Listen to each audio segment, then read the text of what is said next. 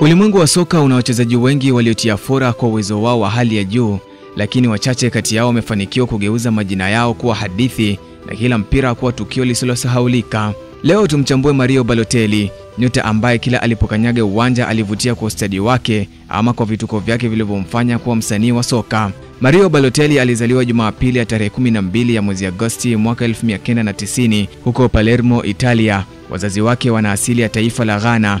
Alipokuwa na umri wa miaka miwili, alipelekwa kuishi na familia ya Kiitaliano ya mzee Balotelli Barua kutokana na changamoto za kiuchumi zilizowakumba wazazi wake, na kuanzia hapo alitambulika kwa jina la Mario Balotelli Barua ama Mario Balotelli tunayemfahamu hii leo.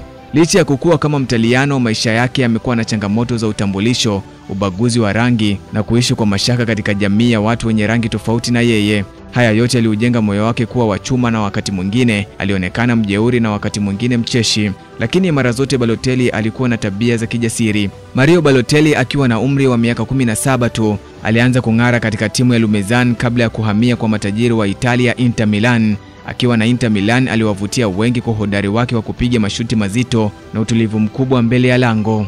Mnamo mwaka 2010 aliyekuwa kocha wa Manchester City Roberto Mancini alikiona kipaji cha Balotelli, na hapo ilikuwa mwanzo wa mafanikio ya Mario Balotelli kukipiga katika klabu kubwa kama Manchester City. Akiwa na klabu hiyo alishinda taji la EPL msimu wa mwaka 2011 mpaka 2012, jambo ambalo lilizidi kumtambulisha katika ulimwengu wa soka. Lakini pia Balotelli alikipiga katika klabu nyingine kubwa kama vile AC Milan na Liverpool, ambapo kote ameandika historia katika rekodi mbalimbali za mchezo wa kandanda. Mashuti yake yalikuwa kama makombora na utulivu wake ulimfanya afunge mabao ya kiufundi bila hata kuonyesha hofu kwa kuwabeba mabeki kwenye mgongo wake, mithili ya kuli wa Mbeya anavyojitwika mzigo wa viazi. Mario Balotelli ni mfano wa kipaji kilichobarikiwa. Alikuwa ni hadithi ya mchezaji ambaye kila alipokuwa uwanjani ulimwengu ulimtazama, si kwa sababu ya bao tu, bali kwa sababu ya ufundi na vituko vyake dimbani. Tukimkumbuka Mario Balotelli hatumkumbuki kwa mabao tu, tunamkumbuka kwa tabasamu, vicheko na uchezaji wa aina yake. Muito obrigado Mario Balotelli, an artist and master of an outlaw of football precisa da Swazimu. Imeandikwa na Bakari Chimpanga na kusoma kwako na Hamis Twahiru.